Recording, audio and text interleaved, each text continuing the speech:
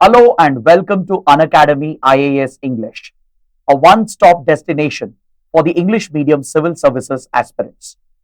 Yesterday, the United States government has pressed criminal charges against a former RAW agent in the alleged assassination plot that targeted Khalistani terrorist Gurpant Singh Pannun.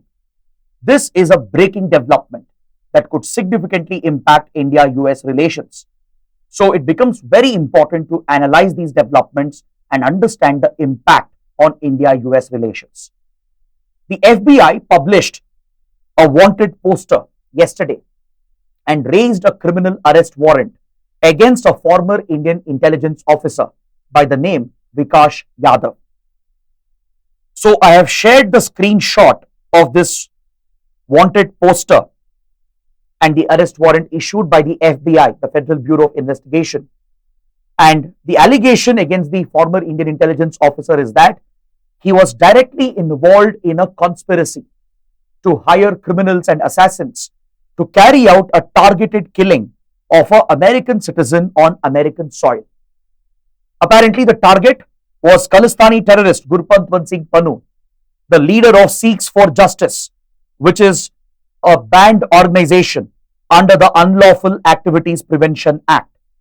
India has labelled the organization as a terrorist outfit, a pro-Khalistani terror group, and its leader, Gurpant Singh Pannun, is a proscribed terrorist under the UAPA. So, this allegation, which broke last year, has seen a big development. Until now, the identity of this alleged Indian intelligence officer had been kept a secret. In previous charges filed by the US Department of Justice, the Indian officer was only named as CC1 and his actual identity had remained hidden.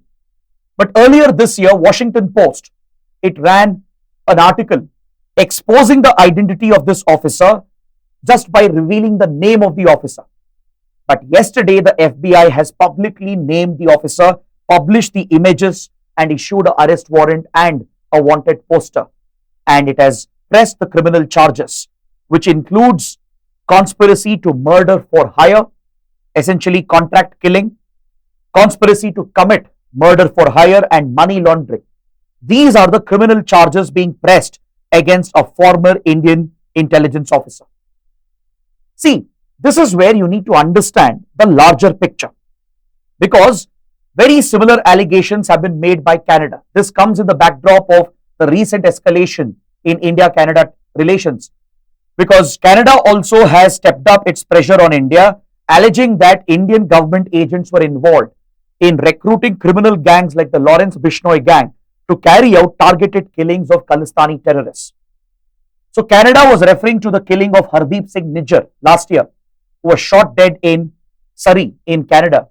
And Canada allegedly said it has information, it has intelligence to link the killing with Indian intelligence agency RAW, which allegedly had hired criminal shooters of Lawrence Bishnoi gang to carry out these killings on Canadian soil. So India reacted aggressively to these claims. In fact, this is happening from last year. It was back in 2023, September 2023, that Justin Trudeau made the first allegation, which was strongly rejected by India. India escalated the diplomatic game with Canada and retaliated as well, leading to a break in India-Canada relations. Now, recently, just few days ago, Canada has pressed up the tensions when Canadian authorities have brought out some information alleging that Indian intelligence operatives and Indian diplomats were involved in using criminal gangs to target Khalistani terrorists. So Canada sees this as Indian foreign interference, which is a breach of Canadian sovereignty, as Hardeep Singh Nijjar, who was killed, was a Canadian citizen. So India has a complaint that these Western governments are not cooperating in tackling the Khalistani threat. So after Canada made these allegations last year, within few weeks, there was a shocking revelation from US. The US filed a case, the Department of Justice filed a case in a court, this was last year, alleging that an Indian national by the name Nikhil Gupta had been arrested in Czech Republic in Europe on charges of planning an assassination to hire an assassin, to hire a hitman in New York to kill Gurpantwan Singh Pannun, who is a dual American-Canadian citizen and the leader of SFJ. This case, which was filed last year, revealed that Indian government was allegedly involved in hiring Nikhil Gupta, and the blame was pointed towards India's foreign intelligence agency, RAW. But back then, the identity of the Indian officer was not revealed, given the sensitivity of the case and the sensitivity of India-US relations.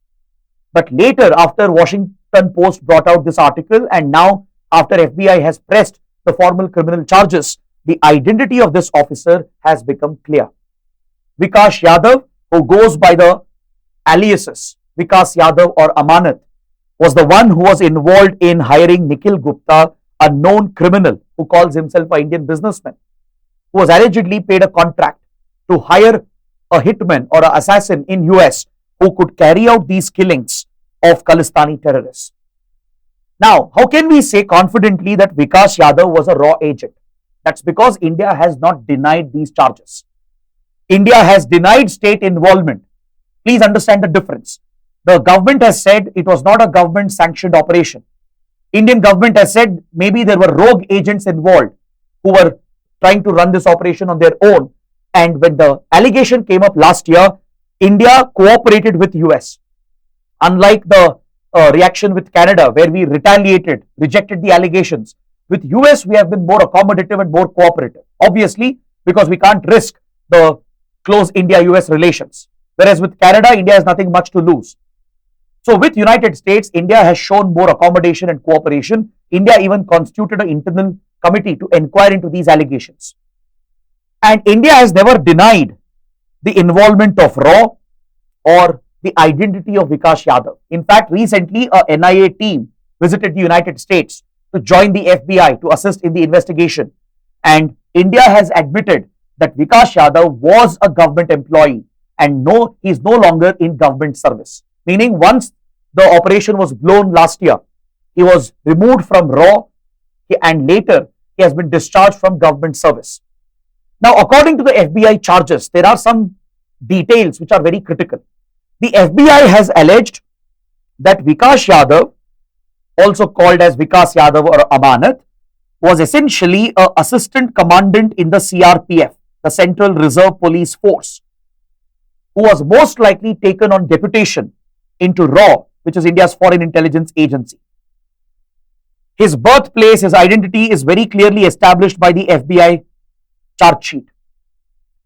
So according to the FBI, he was an assistant commandant in the CRPF, a mid-level ranking officer in the CRPF, deputed to RAW under the Cabinet Secretariat. The FBI report clearly says that he was employed by the Cabinet Secretariat, which reports directly to the Prime Minister, and RAW functions within the Cabinet Secretariat. So India has never denied these allegations. We have not denied the identity of Vikas Yadav, and even India has acknowledged that Vikas Yadav is no longer in government service. This gives enough backing or enough evidence to show that indeed Vikas Yadav was a RAW agent. There is no specific denial from India. But India is denying the involvement in the assassination plan. India's argument is that there was no state sanction, meaning the government of India, the leaders of the government didn't order the assassination. Maybe Vikas Yadav was a rogue agent operating on his own. That is India's version of the story. Now, the details of this assassination plot is equally important and interesting.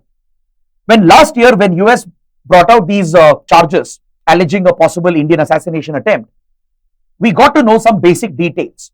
Nikhil Gupta, the so-called Indian businessman, who is a known criminal who has charges against him in India, he was traveling out of India to Czech Republic, Prague, and he was arrested at the Prague airport by Czech authorities based on request from US authorities. So what happened was, Nikhil Gupta was trying to hire an assassin in US, trying to pay him a contract to execute a targeted kill. But Nikhil Gupta didn't know that the assassin he was trying to hire was none other than a DEA informant. He was essentially an American informant. DEA is the Drug Enforcement Administration. A DEA informant who was posing as an assassin, had been hired by Nikhil Gupta, and that is how US intelligence agencies managed to get all the details with evidence of the communication between the assassin and Nikhil Gupta, following which US urged the Czech authorities to arrest him because of his involvement in an assassination plot which would target an American citizen, which would be a breach of American sovereignty. In this case, the US further brought out some information showing Nikhil Gupta's links with an Indian intelligence officer. As I said, Vikas Yadav was not named back then. In the charge report, he was only referred to as CC1, as co-conspirator 1. And according to the charges, it was this Indian intelligence officer who had hired Nikhil Gupta.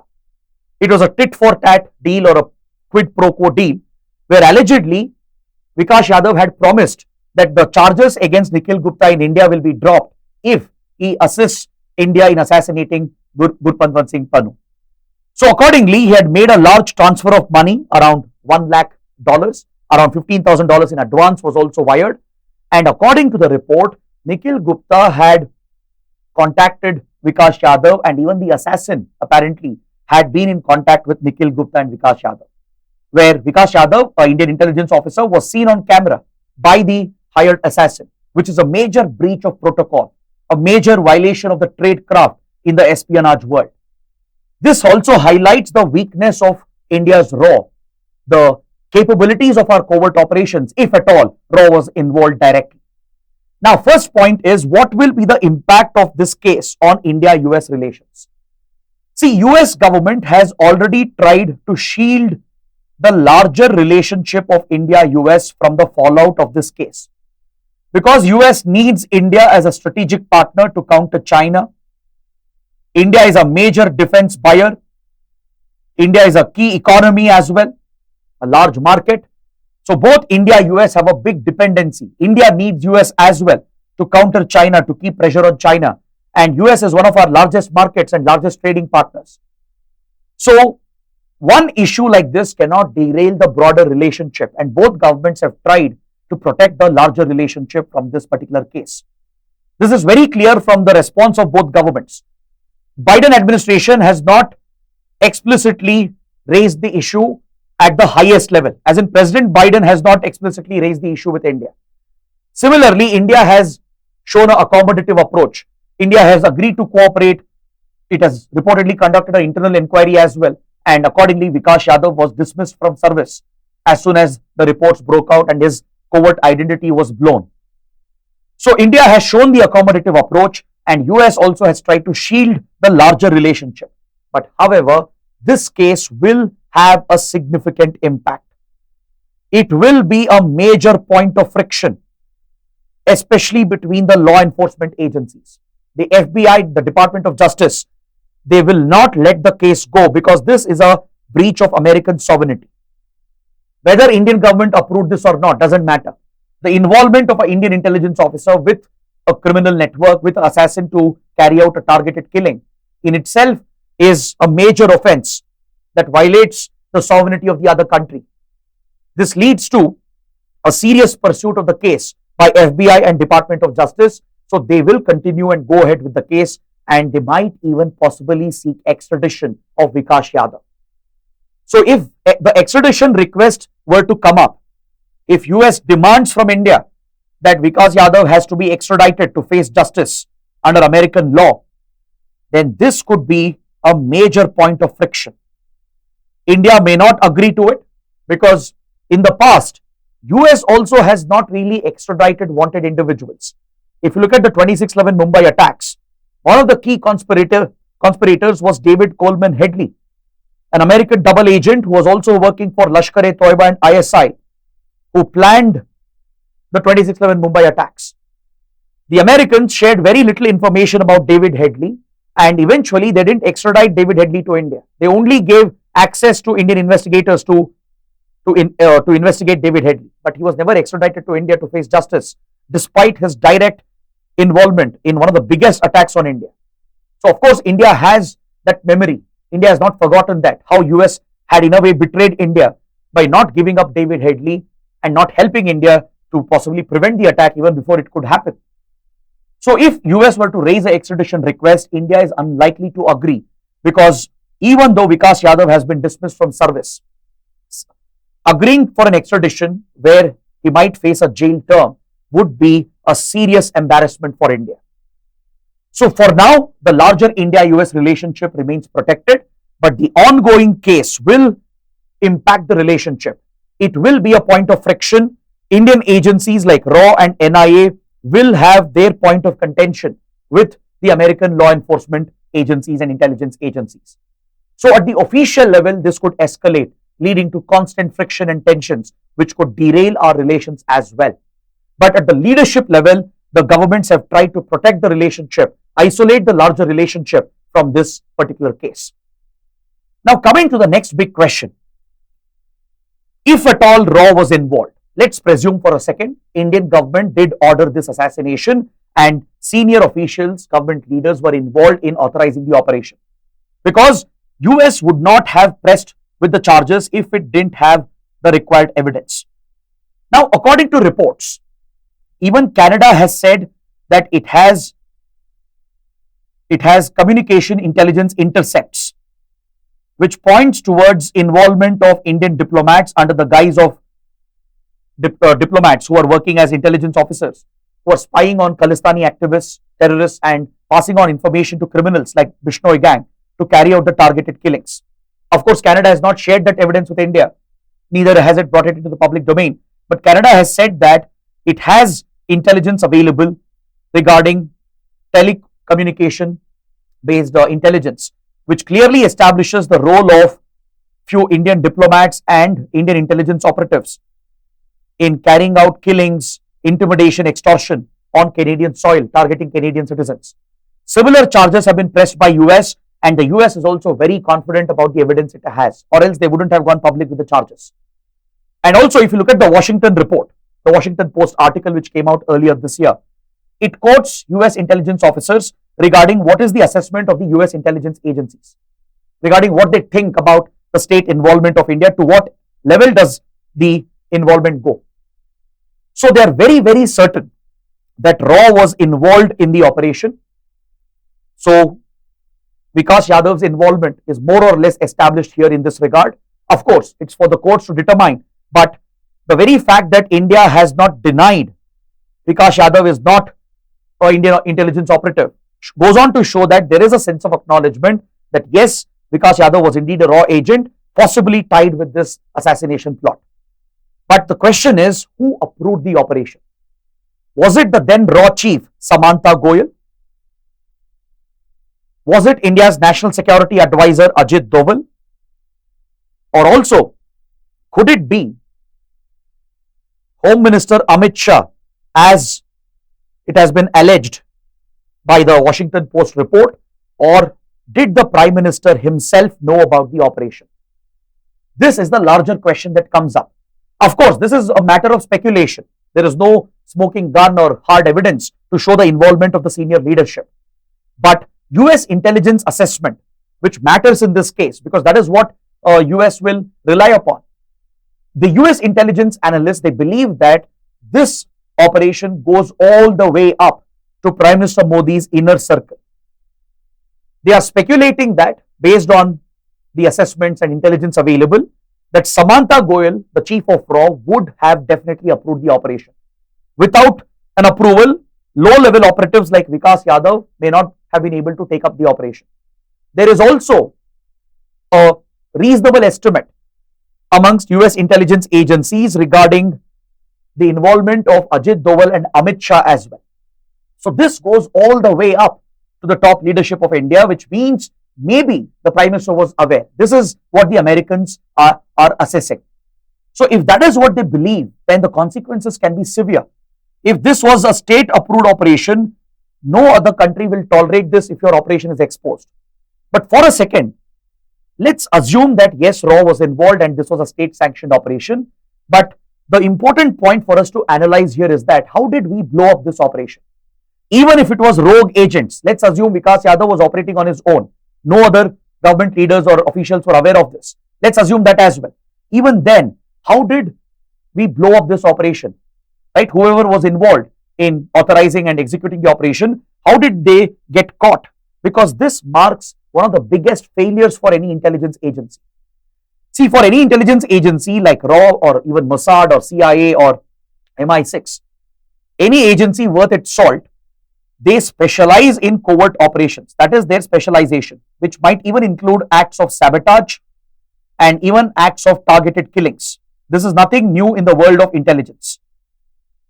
Right? The CIA itself has been involved in many targeted killings. Mossad, MI6, then even Russian agencies, the ISI of Pakistan, Ministry of State Security of China. There is an entire history of this. Iranian agencies like IRGC, they've all been involved in targeted killings and assassinations in national interests. In the past, RAW also has reportedly been involved in few targeted killings and covert sabotage operations to protect Indian interests. Now, assuming that RAW was involved in these plots as well, aimed at Khalistani terrorists in US and Canada, given that these Western governments were not cooperating, the point is, how did RAW blow up the operation? Does this highlight a significant flaw in our intelligence agencies, in our covert operations? Because there were many mistakes which are very evident on the part of Vikas Yadav. From what we know in the public domain, based on FBI's charges, Vikas Yadav had made plenty of mistakes which should never be committed by an intelligence operative. And more importantly, if RAW did authorize the operation, why did someone use a low-level operative? Because an assistant commandant from CRPF is a low-level operative with very poor understanding, limited understanding of geopolitics and the nature of foreign intelligence operations. Foreign intelligence is a specialized domain, and within foreign intelligence, there are many other specializations. So when you're going up against one of the most sophisticated counterintelligence frameworks of US and the Five Eyes Alliance, you need to ensure all precautions are taken to conceal the involvement of the state. That is the speciality of a covert operation. You need to ensure there is plausible deniability. Even if the operation is blown, you should be able to deny your involvement, which means there should not be any trail of evidence. But in this particular case, US and Canada are very certain that they have solid evidence against Indian intelligence operatives. Right? And as per the FBI charges, they have already identified an Indian intelligence operative, which India has not denied. So the blow up of the cover, the identity of an Indian officer itself is a big setback. The usage of a low-level operative for such a critical operation marks a huge failure of RAW. And this is the biggest problem RAW has been facing from many years. Operationally, RAW has been crippled because it has a very flawed method of recruitment. Unlike other foreign agencies which recruit from the scratch, right from the days a new operative joins the organization, their identity is kept hidden, concealed. They assume cover identities. Lot of effort is put in by these agencies like CIA to cover up the actual identity so that they're never exposed. But in the case of India, most intelligence officers of RAW and even IB, they come from existing services. If you look at the top leadership of RAW, it's dominated by IPS. They come on deputation, come for a few years, serve as intelligence officers and go back to policing. Please understand, policing and foreign intelligence is a completely different world. Without the right aptitude, the right training, the right tradecraft, IPS officers can never be very successful in foreign intelligence operations. Because more importantly, their identity is already publicly known. The moment you clear UPSC civil services exam, right, the entire list is publicly available. And in today's digital surveillance world, right, compared to the counter-intelligence capabilities of Five Eyes, they can intercept every form of communication. If the identities of the officers are blown right from the beginning, right, if someone were to join RAW and if they were to be deployed in Indian missions abroad, right, foreign agencies will figure out within minutes that this diplomat is not a diplomat, essentially an IPS officer, which means most likely they are working for RAW. The other services which are drawn are IRS, sometimes even IAS, IFS as well, and from other paramilitary forces and armed forces, from Army and Central Armed Police Forces. It could be CRPF, as is the case with Vikas Yadav, BSF, and other such armed forces and paramilitary forces, right? Even they are drawn into RAW, they are deputed into RAW for a few years.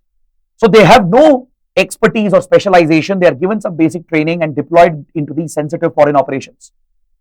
So this raises serious questions about the recruitment of RAW, the tradecraft it is following. because there are many similar incidents which have come to light. In recent years, many raw operations were blown in Australia, in Germany, in UK, where the raw operatives were thrown out and some of the informants have been arrested in countries like Germany. So there are series of setbacks that raw has suffered where our operatives' identities are getting blown, and that is the biggest failure for an intelligence agency. Even if you are involved in such targeted assassinations, the success of an operation lies in the secrecy of the operation. Even after many, many years, nobody should be able to identify the evidence and link the trail to create a link with the state. That should never happen. The moment it happens, that is the failure of an intelligence operation. So this is something that RAW should think about, Indian government should think about. Because RAW does have its own cadre. It has research and analysis service, which is an in-house cadre. But usually, officers from RAS are sidelined because of the dominance of IPS and other central and all India services. Those who come on deputation get more priority. They serve for a few years, they have very little motivation, very little experience in foreign policy and geopolitics, and they definitely don't have tradecraft. That is for sure. Many former officers also have pointed this flaw, and especially in today's digital world, if the identities are known publicly, if an army officer joins RAW, if a CRPF officer joins RAW, it's a cakewalk for foreign agencies to figure out that they are tied with Indian security establishment. They can never assume actual covert roles and covert identities. They can never be effective intelligence operatives. So this is something India should think about. Should we reform the very manner in which RAW operatives are recruited? Should we stop relying on existing services and raise a separate cadre where cadets are groomed from the beginning like other foreign agencies do? Should we bring in experts from many other domains instead of relying just on IPS and few other services? Should we specialize in intelligence operations and build those capabilities to ensure we maintain the tradecraft, ensure that we maintain the secrecy, integrity of the operations, and more importantly, the identity of our operatives? So what do you think? Let me know in the comments. Is this a failure of RAW? Don't just think the killing of Hardeep Singh Nijjar and others is a big success. If at all, it was an Indian RAW operation. If it was state sanctioned. Even if it was by rogue agents, again, it's not a big success given that the cover has been blown with direct links to Indian intelligence operatives with evidence available. If US presses for extradition, if India is forced to extradite, things will get even more horrible for India, as that would be a big embarrassment for India, because usually countries don't get caught. Look at Pakistan. Pakistan never gets caught like this with direct links to ISI operatives. It's very rare for an intelligence agency to get exposed on this scale or at this level. So whether it was state sanctioned by the highest level of the leadership or it was a rogue operation, either ways, it is a big embarrassment for India and RAW. So do let me know what you think. How will this affect our covert operations, our intelligence operations? What improvement should be done? Will this affect India-US relations? Let me know in the comments and also suggest how we can tackle the Khalistan threat. So that is it for now. If you like the session, press the like button and do subscribe to our channel. So we'll see you in the next session. Till then, take care. Have a good day.